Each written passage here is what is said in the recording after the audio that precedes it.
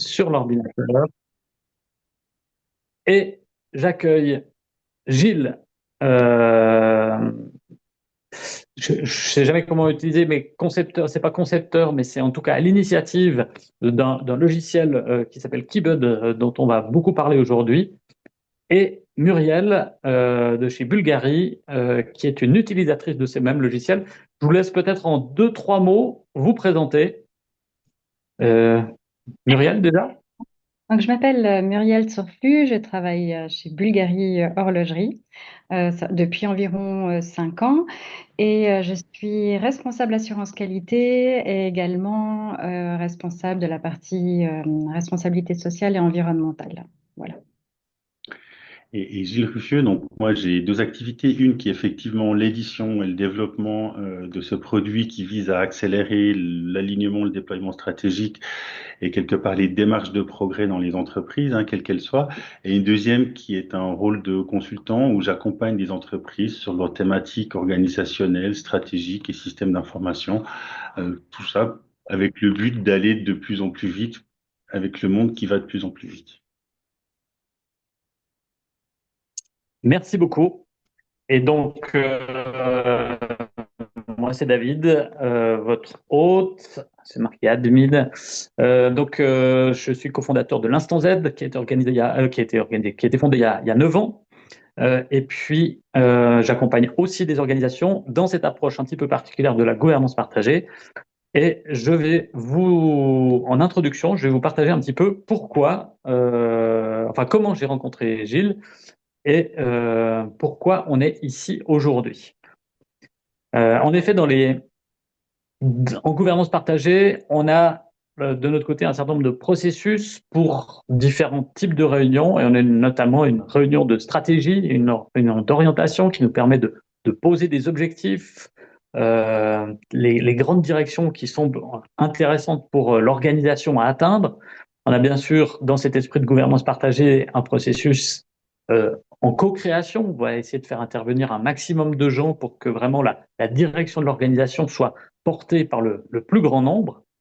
Mais au-delà de la réunion et de son format de sortie, qui est une liste de priorités, d'objectifs, etc., eh bien, se pose souvent la question de comment est-ce que on s'assure qu'on est au quotidien dans la bonne direction. Comment est-ce qu'on rend visible cette stratégie? Comment est-ce qu'on la pilote pour pas se retrouver 6 mois ou une année plus tard en se disant ah ouais, c'est vrai qu'on a dit qu'on ferait ça, mais on l'a pas fait, ce qui peut amener de grandes frustrations. Et puis comme en gouvernance partagée, eh bien on a un petit peu moins cette notion de chef qui nous dit quoi faire parce que lui-même il a ça en tête. Eh bien on a besoin de quelque chose qui incarne notamment la valeur de transparence, transparence pour les gens de savoir quelles sont les priorités, et puis transparence pour ce qu'on va continuer peut-être d'appeler le management, mais c'est-à-dire les étages qui ont une vision plus globale, qui sont la direction, qui sont le top management, de se dire, OK, on fait confiance aux gens pour se responsabiliser, pour œuvrer, pour faire un certain nombre de choix qui vont dans la direction de la stratégie, mais en même temps, on ne veut pas faire une confiance aveugle, on ne veut pas tomber dans la naïveté, donc on a besoin quand même de reporting, de vision un petit peu sur ce qui se passe. Et en cherchant un outil qui permettait de faire ça, eh bien, on m'a recommandé de contacter Gilles pour qu'il me présente Keybud, chose que j'ai faite et j'ai essayé d'en parler à certains de nos clients. Simplement qu'on est dans un environnement où on se dit « Ouh là là, encore un nouveau logiciel ». Aujourd'hui, on essaye de jongler entre les différentes plateformes, on essaye de simplifier un petit peu l'interaction entre les choses. Et la proposition que j'ai faite à Gilles, c'est de venir présenter ça à un certain nombre de personnes avec qui on travaille et qui sont notamment là, mais aussi de disposer voilà, de ce webinaire enregistré qu'on pourra présenter, reproposer à d'autres personnes lorsqu'on perçoit que ça pourrait avoir une utilité. Voilà, ça c'est le contexte. Gilles, j'ai envie de te passer la parole. Est-ce que tu veux que je te passe l'écran aussi? Volontiers. Alors, je crois que tu peux simplement partager ton écran et ça va remplacer le mien, a priori. Ah non, Alors, ça. euh, Alors, ouais. Oui, voilà. Et je vais partager mon écran. Ah, bah, je sais pas si ça a marché. Ah ouais, c'est bon. Ça va être. Voilà. Merci David, merci pour cette opportunité. Je suis vraiment. Est-ce que vous voyez mon Voilà, écran? c'est bon. Voilà. Oui, c'est tout bon. Je suis vraiment ravi aussi de pouvoir surtout montrer et le faire avec Muriel, avec qui on a travaillé. Donc c'est une chance et en plus c'est une personne que je trouve absolument très douée dans la manière dont elle pilote les équipes et elle pilote les projets. Donc je suis très flatté qu'elle ait accepté. Je vais vous parler, donc la présentation, elle va être en une partie où moi je vous présente notre application d'une manière assez générique, surtout son moteur de pilotage stratégique. Et puis ensuite, Muriel va vous montrer un cas d'utilisation qui complémente ce qu'on a fait nous dans ce que je vous ai présenté dans Keybud pour pouvoir avoir un peu une vision générale et qu'on puisse déclencher le débat derrière. Donc Keybud est un gestionnaire de travail aussi puissant qu'Asana ou Monday.com, dont on entend beaucoup parler, qui permet de gérer du plus stratégique au plus particulier très simplement. Hein. La principale différence qu'on a avec ces outils, c'est qu'on a vraiment mis le pilotage stratégique au centre de notre démarche, l'objectif étant que le travail soit priorisé pour l'ensemble des équipes et des collaborateurs et qu'on puisse effectivement voir si les gens travaillent dans la bonne direction et sont alignés. On a vraiment une solution novatrice aux problèmes récurrents de l'alignement des équipes autour des priorités de l'entreprise. Alignement qui se renforce encore maintenant que le monde va de plus en plus vite et que tout change tout le temps. Alignement qui vous coûte en moyenne entre 15 et 25% de votre revenu chaque année, parce que c'est tout l'effort, l'énergie qu'on perd. Et Keybud va offrir un objectif qui soutient vos démarches de management. On ne cherche pas à remplacer le management, mais à soutenir vos démarches, vos pratiques de management orientées autour de vos méthodologies en vous donnant une information en temps réel de l'alignement et des actions des équipes qui vous permettent des décisions plus précises et surtout moins risquées que ce que vous auriez fait avec un reporting traditionnel qui en général arrive un peu en retard et n'est souvent pas complet. On a une mission qui est simple, qui correspond aussi exactement à celle qu'Instant Z a décrite. On ne fait rien sans nos équipes. Et quelque part, l'ambition et les objectifs qui sont décidés en gouvernance ou en direction, on va chercher à y connecter toute l'intention et la créativité des équipes pour que les gens puissent s'insérer dans cette démarche au quotidien et puissent être une partie prenante, ce qui garantit un succès dans la longueur.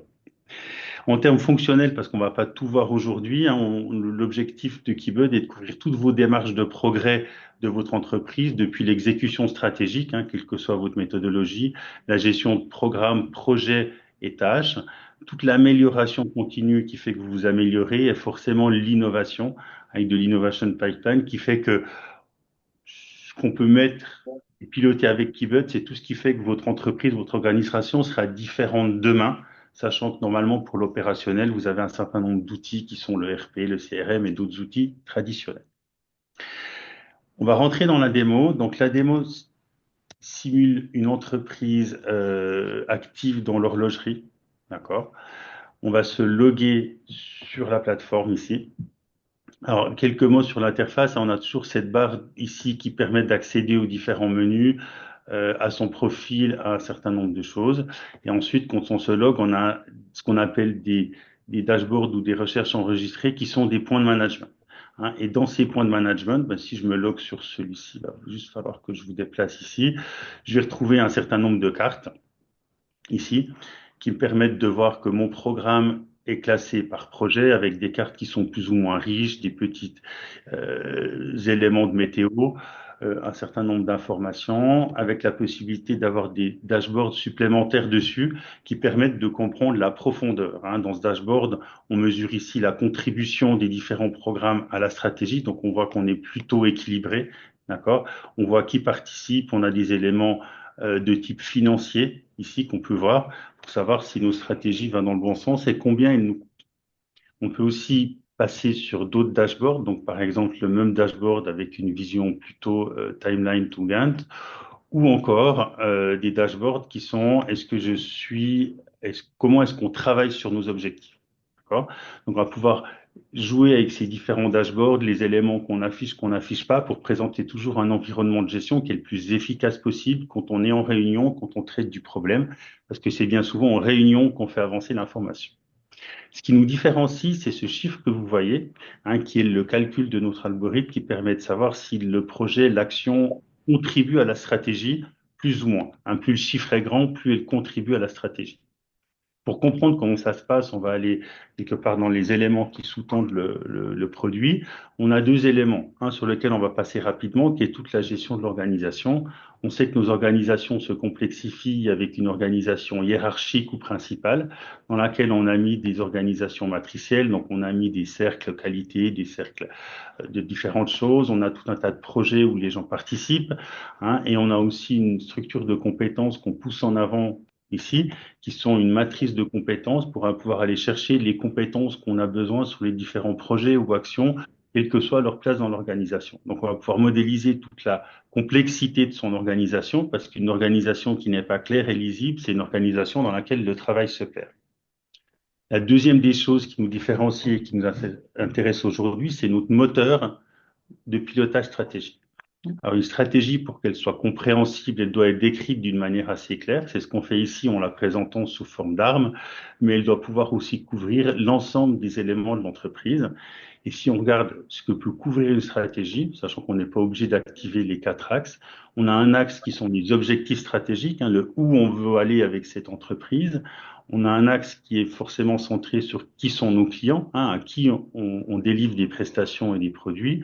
Un axe qui est centré produit-service, hein, quel produit je délivre, et un axe qui est centré, est-ce qu'il y a des risques environnementaux importants, financiers, auxquels l'entreprise doit faire face. Et ensuite, on va simplement pondérer ces axes entre eux pour donner une importance. Donc, ce qu'on peut lire ici dans cette pondération, c'est que les objectifs stratégiques sont 5 fois plus importants que la segmentation client, donc que nos clients, ce qui est logique parce qu'on est dans une entreprise horlogère qui distribue à travers un réseau de distribution et qui ne connaît de facto pas ses clients finaux.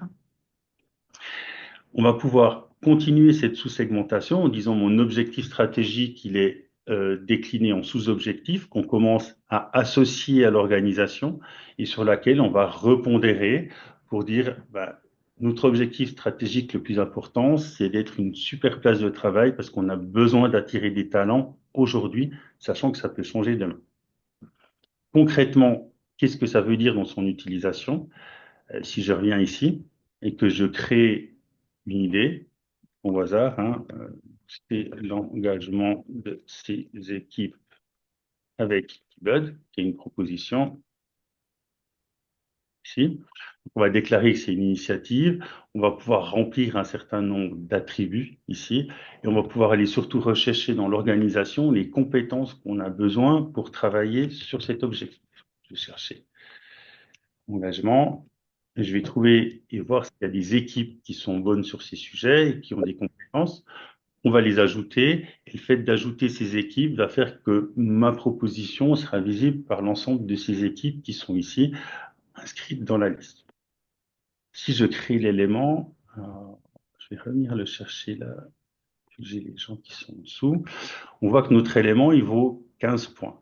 Par rapport au score qu'on a ici, il y a peu de chances qu'il se passe quelque chose parce que cette démarche qui n'a pas été connectée à nos objectifs stratégiques est vue comme éminemment non prioritaire. Si je viens la connecter ici et que je dis qu'elle va participer à notre besoin de reconnaissance comme une super place de travail, elle va directement passer à 365, donc elle va commencer à vivre. Et si on dit qu'elle a une contribution qui est énorme, elle va être classée à 1765 points et elle est venue ici dans les initiatives principales qu'il faut lancer pour avancer. D'accord?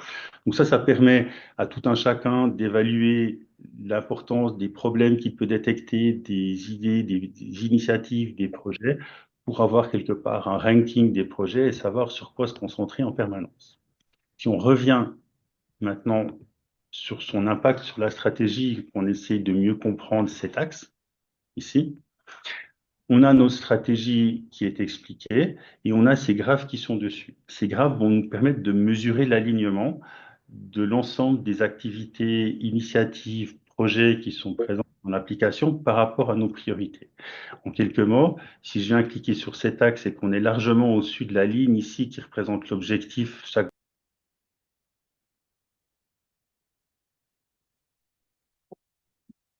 Pardon, attention. Ouais, on n'a Il plus de faut, son. ouais, pardon, il faut que vous réactiviez votre son. Voilà. Ah, Pardon, je sais pas ce qui s'est passé alors. c'est moi qui ai fait des bêtises. Ah, vous l'avez perdu, vous m'avez perdu quand? Il y a 10 secondes. Ah, ok, ça va. Donc si je reviens ici, donc on a ces différentes modélisations, on retrouve nos stratégies, on retrouve ici nos différentes pondérations. Si je viens voir ici, chaque barre représentant une semaine, on va voir qu'on est surinvesti. Si on a beaucoup trop d'actions, d'initiatives, de projets par rapport à l'objectif qui est très bas. À l'inverse, si je viens voir celui-là, ici on voit qu'avec le dernier changement stratégique qu'on a fait la semaine passée, on était largement rouge, donc on n'avait pas assez de choses en cours dessus, donc on était sûr qu'on allait rater l'objectif. Et là, on est juste où il faut dans ce qu'on a lancé. D'accord? Donc le fait d'avoir ces éléments permet de savoir où est-ce que je dois aller voir s'il y a trop de projets, des projets arrêtés, donc du surinvestissement, sachant que les équipes ont tendance à surinvestir les sujets qui sont faciles pour eux, et où c'est qu'il va falloir aller booster, stimuler de la créativité et de l'engagement pour qu'on se positionne réellement sur les priorités stratégiques. On peut aussi reprioriser facilement, et on va finir avec ça. J'ai ici mes différents objectifs tels que j'ai vus avant. Donc, on sait que les choses ont changé, hein. On a un monsieur qu'on a élu dans un grand pays qui fait qu'il faut vraiment se positionner en tant qu'innovation si on va avoir une chance d'exister. Donc, on va repondérer notre stratégie différemment. Et le fait de l'enregistrer ici, tout avec toute la communication qui va autour, va permettre de voir que cette fois, sur cet axe, on a un vrai problème et que aujourd'hui, si on n'agit pas rapidement et directement, on ne va pas développer l'innovation qu'il faut.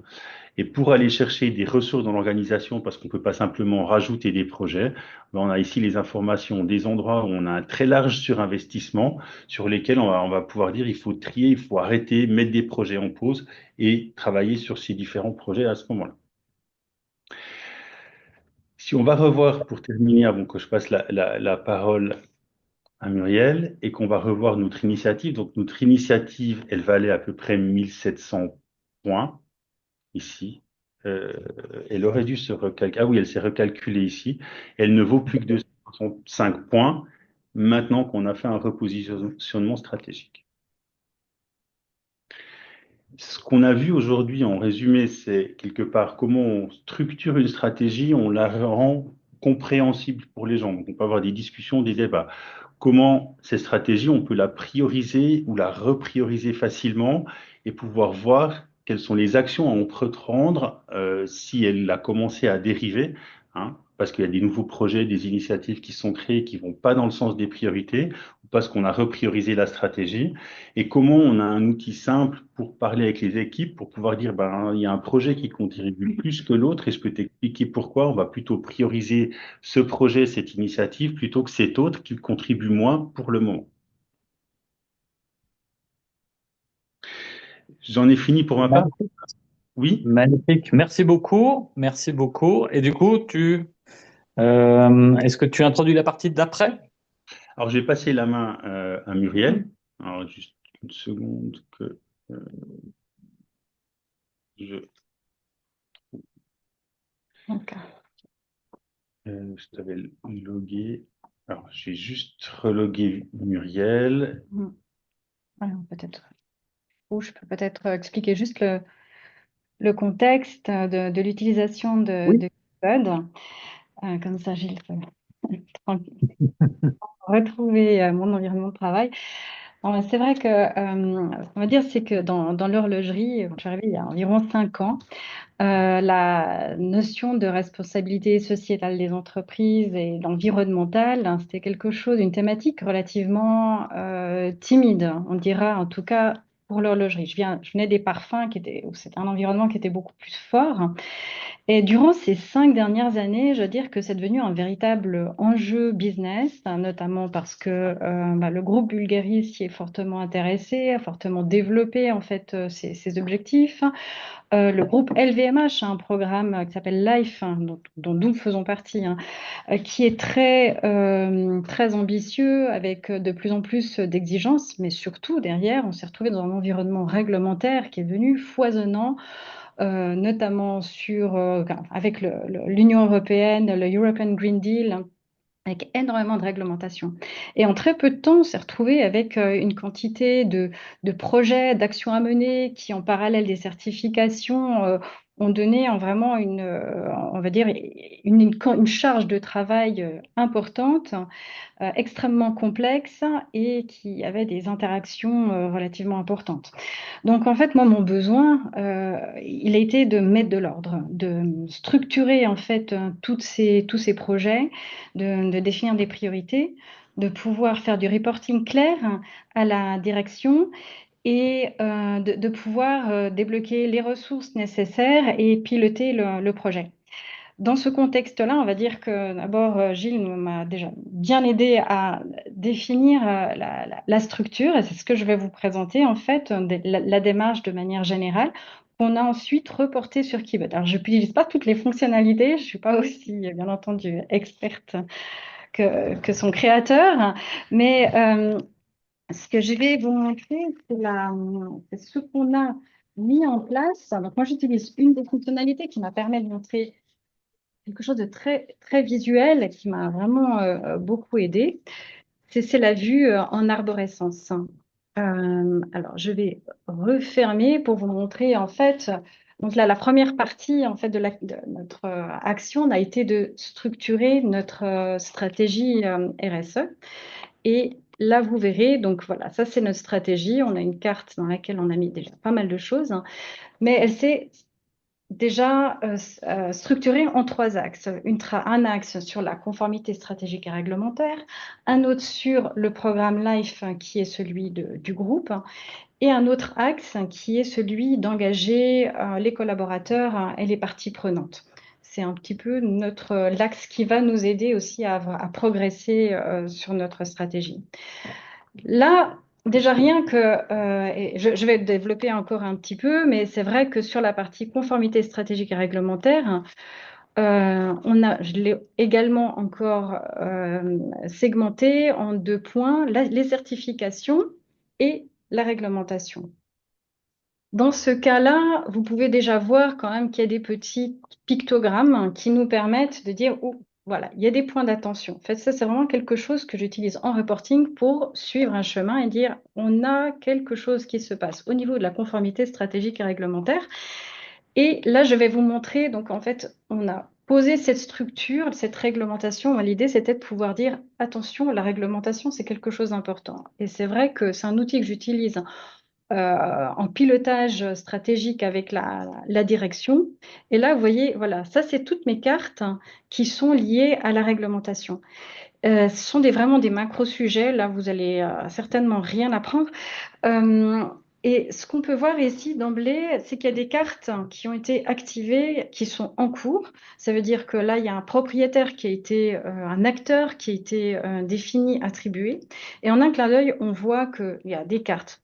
Il y a des sujets qui avancent, d'autres pour l'instant qui sont prêts, mais qui n'ont pas été évalués comme étant prioritaires, qui arriveront dans un second temps. Et également, vous voyez, sur les cartes en rouge, on a typiquement la réglementation, on a des délais. Là, on a fait directement afficher le délai, on sait qu'on a des échéances dans certains cas qui sont importants. Vous voyez aussi le petit curseur vert dans lequel on voit le degré d'avancement du projet. Donc là, l'avantage, c'est que dans un seul clin d'œil, on a une vision de la complexité de la partie réglementaire. On a aussi quelques petits pictogrammes qui nous disent, moi, pour mon prochain reporting, voilà, je vais parler de la conformité chimique, de la CSDDD, parce qu'il y a des points sur lesquels j'aimerais faire du reporting. De manière générale, donc je vais peut-être revenir aussi un peu sur l'arborescence. Les certifications, là, c'est un point intéressant parce qu'en fait, on s'est dit, ah ben voilà, au niveau de la direction, on voulait peut-être partir sur de nouvelles certifications, on s'est dit, ben non, finalement, en termes de ressources, on n'en a pas assez. On sait qu'elles sont là, elles sont en mode gelé et on sait que c'est quelque chose qu'on activera plus tard. Là, je vous montre également, on a notre stratégie Life qui fait vraiment, qui n'est autre que notre stratégie qui a été mise de manière visuelle ici. Et là, je vais juste développer la partie sourcing responsable où on a de nouveau des sous-axes et voilà, je vous montre le dernier axe, on n'ira pas beaucoup plus loin, mais c'est vrai que le processus de due diligence, si on va dans la carte, on a encore une arborescence d'actions qui sont en cours. Alors tout ça, c'est pour dire que on a un outil qui nous permet de manière relativement fluide de naviguer en fait sur la stratégie, l'organisation qu'on souhaite mettre en place. Le gros avantage pour moi, c'est que on peut assez facilement piloter et montrer voilà où est-ce que on a des points qui peuvent être éventuellement être bloquants, qu'on doit discuter en direction. Dans quel cas je vais sur la carte et je vais développer directement dans le journal les tâches dont j'aimerais parler avec la direction. Ça permet aussi donc, de montrer d'un coup d'œil le degré d'avancement sur des points qui sont très stratégiques, de relever les points bloquants, mais surtout, moi, ça m'a permis de définir, voilà, il y a un sujet qui est extrêmement important, il me faut des ressources. Eh bien, voilà, au bout d'un moment, on a défini, on a trouvé la ressource et c'est extrêmement clair. C'est cette personne-là qui va s'occuper de ce projet. Donc, franchement, ça, c'est vraiment je dois dire que à partir du moment où on a pu poser cette structure en arborescence et démontrer de manière simple la complexité de la situation, moi j'ai eu le sentiment de vider mon sac à dos de moitié. Parce que j'avais un outil véritablement de pilotage, de visibilité, sans devoir faire 50 000 présentations. Tout le monde n'a pas forcément la vue macro. Donc voilà, pour moi, Une petite question, Muriel. oui, Euh, Tout à l'heure, Gilles nous a présenté la création d'une initiative oui. qui était plus ou moins un projet ou un sujet à étudier. On avait l'impression quand il le faisait que presque n'importe qui pouvait le faire. Euh, Ça veut dire que le système qui est ici, en termes de où en sont les projets, etc., est-ce que c'est un outil de management qui est géré par une personne, toi en l'occurrence, ou bien est-ce que c'est quelque chose auquel les collaborateurs contribuent en mettant à jour leurs projets, en définissant leur taux d'avancement, etc. Est-ce que eux-mêmes peuvent se piloter aussi, piloter leur activité sur le même tableau? Tout à fait. Alors ça, c'est quelque chose que, effectivement, donc une fois qu'on a défini un pilote, cette personne va venir effectivement travailler sur cette carte, elle va y contribuer, mais c'est comme ça qu'on a décidé de le faire. Après, c'est vrai qu'on va aller jusqu'à un certain niveau. Donc la personne, une fois qu'elle a sa carte, c'est elle qui la gère, c'est elle qui va venir l'alimenter avec les succès, les éléments de ce qu'elle souhaite reporter, sur lesquels elle souhaite reporter. C'est vrai que j'aurais pu, et on l'avait fait par le passé, aller beaucoup plus loin dans la génération de cartes pour toutes les actions. Ça, moi, délibérément, j'ai décidé de rester à un niveau relativement macro. La personne prend sa carte, elle va la gérer elle-même. Donc, oui, c'est relativement simple. Par contre, on n'a pas imposé le fait d'utiliser ça comme outil de pilotage au quotidien. La personne, si elle décide d'utiliser un Teams, un planeur, etc., eh ben, dans ce cas, il n'y a aucun problème. Dans quel cas, la personne, elle va la gérer ainsi. Je pense à la conformité chimique ici.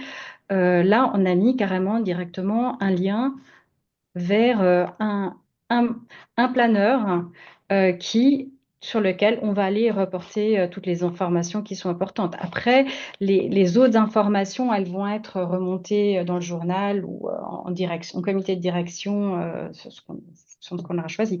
Mais le pilotage, on laisse un certain degré de liberté aux personnes si elles ont décidé d'utiliser un autre outil. Mais on va, par contre, raccrocher les wagons sur Keybud pour, on va dire, pour synthétiser en fait toutes les initiatives, toutes les actions qui ont été décidées.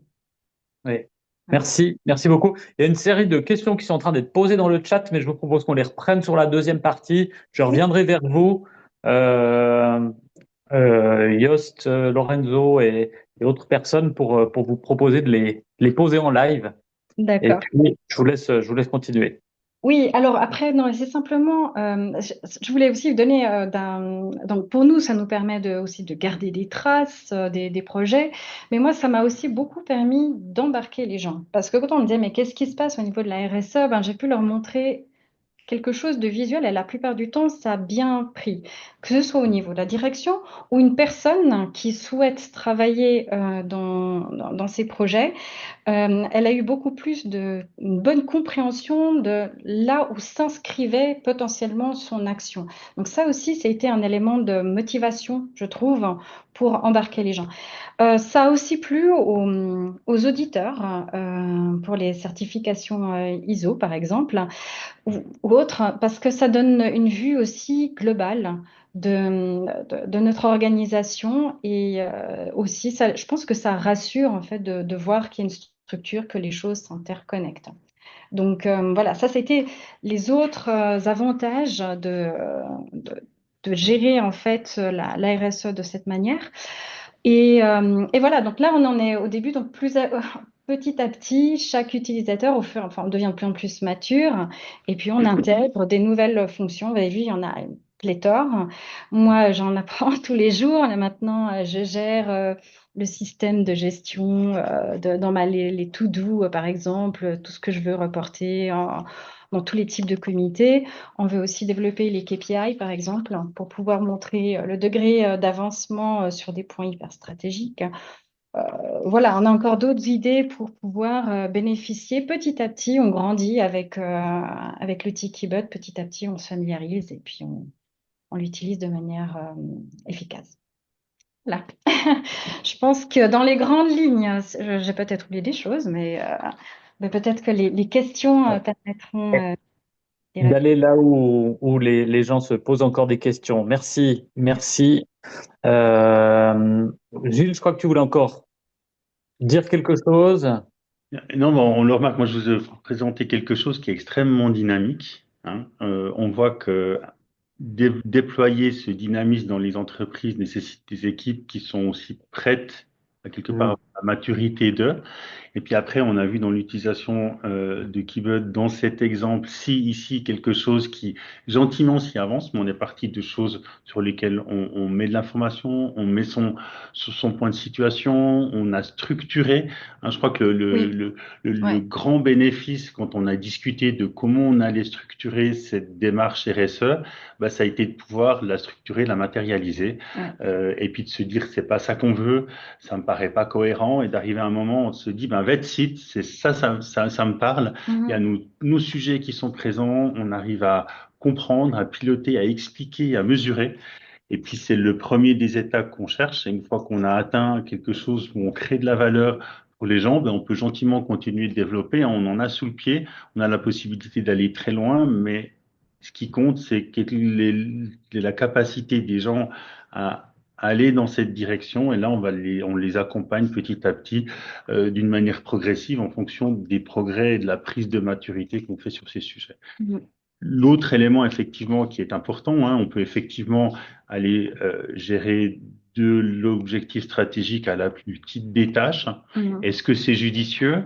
La question, c'est qu'il faut juste Ouais. que ça crée de la valeur. Donc, on s'arrête au moment où les gens sont à l'aise. S'ils sont à l'aise avec un planeur pour gérer leur projet dans leur coin, ça nous va très bien. Mhm. On préfère s'intégrer correctement avec ces outils plutôt que d'imposer un outil. On a des clients qui l'utilisent pour faire de la gestion de tâches très fines, d'autres qui l'utilisent qu'au niveau stratégique. Ce Mhm. qui compte au final, c'est qu'on arrive à provoquer ce mouvement en disant les gens se sentent responsabilités des actions qu'ils prennent, de s'insérer dans cette stratégie, trouvent une utilité et plus d'impact à leur travail au quotidien et quelque part bah, sont fiers des résultats qu'ils ont accomplis dans leur travail et qui est visible au travers de l'outil qu'on propose. Mhm. Ouais. Merci. Ouais, c'est vrai que j'ai été beaucoup, je sais pas si c'est touché, mais enfin, j'ai été le fait de pouvoir créer des projets, des tâches ou des actions où je me pose la question, en quoi est-ce que je suis en train de venir servir la stratégie et les objectifs de l'organisation, ce qui a d'autant plus de sens quand on a créé cette stratégie de façon collective au sein d'une équipe en gouvernance partagée. Eh ben c'est une bonne question pour se rappeler que on fait partie d'un projet global. Et Ouais. aujourd'hui, autant la gouvernance partagée, ça nous amène vers de l'autonomie, et on pourrait presque dire de l'individualisme, ça va nous encourager à prendre des décisions tout seul. Mais le grand risque de cette autonomie ou de cette individualité, c'est d'oublier qu'on fait partie d'une équipe, Ouais. oublier qu'on fait partie d'un projet. Et donc, dans cette double démarche d'inscrire mes actions dans quelque chose, dans cette arborescence de quelque chose de plus grand, eh bien, j'y vois la façon de se le rappeler constamment et de donner de la valeur à ce qu'on fait parce que on contribue à ce qu'on a décidé, là Mhm. où on a décidé d'aller en tant qu'organisation. Mhm. Il y a aussi une façon de figer, entre guillemets, sans perdre de la flexibilité, mais dire, bon voilà, au bout d'un moment, notre stratégie, elle est là. On a une colonne vertébrale et c'est ça. Et si on doit raccrocher des choses, eh ben, on va pas dans tous les sens. On revient à chaque fois sur cette structure. Bon, il faut bien la définir, bien entendu. Je pense que ça, c'est fondamental. Mais ça permet après d'être assez solide et assez puissant. Je ne vais pas montrer, mais il y a aussi des façons d'interconnecter. Là, j'ai pu mettre sur les tasks toutes les cartes qui avaient un impact sur le data. Et de se dire, bon, bah voilà, j'ai la possibilité de faire une vision. Voilà, maintenant, j'ai tous mes projets data. Ça, je sais que je vais avoir un gros job là-dessus. Et ça me permet aussi d'avoir une autre vision et puis d'attaquer d'autres thématiques. Oui, d'autres fois. Ouais. Ouais. Et puis, je crois que tu n'en as pas parlé, Gilles, mais il me semble que dans la première présentation que tu m'avais fait, parce qu'on s'est contacté autour de la notion de gamification, c'est-à-dire de rendre les choses potentiellement ludiques. J'aime beaucoup là les scores. Moi, je peux faire monter le score en qualifiant ma tâche de très importante par rapport à l'objectif stratégique, mais en même temps, il y a des personnes qui peuvent dire oui, mais cet objectif stratégique, en fait, il est pas important, donc ça va se jouer. Mais il me semble qu'on pouvait donner des points, qu'on pouvait soutenir des projets de certaines personnes en disant hey, ça c'est important. Voilà. On- L'ensemble de l'utilisation d'outils qu'on fait va générer, comme dans un jeu vidéo, des points. Selon ces axes ici qui nous intéressent, c'est-à-dire est-ce que je suis créatif, donc je vois le monde en possibilités, est-ce que j'organise le monde autour de moi, donc quelque part j'organise le travail, est-ce que je vois des choses ailleurs qui pourraient être intéressantes, tiens, il y a DeepSeek qui est sorti, ça coûtait moins cher, il y a peut-être une autre manière de faire de l'IA que celle des Américains. Est-ce que je suis celui qui travaille? Est-ce que je suis celui qui voit des problèmes partout et qui a tendance à s'y noyer? Ou est-ce que je suis la machine à régler des problèmes qui, quand elle ne trouve pas de vrais problèmes, s'en invente un pour régler un problème parce qu'elle sait faire que ça? On a besoin de celui qui est le facilitateur, celui qui amène de l'énergie, de l'huile dans les systèmes, qui connecte les gens, etc. Et on va être capable de repérer ces 7 forces au niveau de la personne avec la manière dont elle utilise l'outil et forcément de le remonter aux équipes. Et les points qui sont gagnés peuvent être réinvestis sur les différentes cartes. Si je trouve qu'il y a quelque chose qui est très important, ben, je vais pouvoir venir ici en fonction de mon profil. Alors, je suis le CEO, donc je suis sponsor, donc je peux mettre des points, mais la personne qui a gagné des points va pouvoir venir supporter ici et puis va pouvoir dire, ben tiens, je trouve que c'est une très bonne initiative et puis je vais mettre 2000 de mes points dessus. Et puis automatiquement, ben, le poids va augmenter en fonction d'un ratio qu'on a mis dedans pour dire, ben, on prend en compte la considération des équipes pour venir soutenir des sujets, sachant qu'il y a souvent une déconnexion entre ce que voit une direction et ce qui se passe sur le terrain. Et c'est le moyen très simple de dire le terrain voit les choses un peu différemment de la direction. Et si toutes vos équipes se concentrent sur une problématique qui n'est pas vue comme prioritaire par la direction, alors soit toute l'équipe se plante, soit il y a peut-être quelque chose qui n'a pas été vu, mais en tout cas, ça va lever les signaux qu'il faut pour que la discussion ait lieu et que l'alignement se fasse. Voilà, merci. On arrive au bout du timing de l'intro. Est-ce que vous aviez encore quelque chose à dire qui mérite d'être enregistré ou bien est-ce que on stoppe l'enregistrement et que on passe à la partie question? pense qu'on peut passer à la suite, Je crois qu'on peut passer aux questions. avec OK. Alors,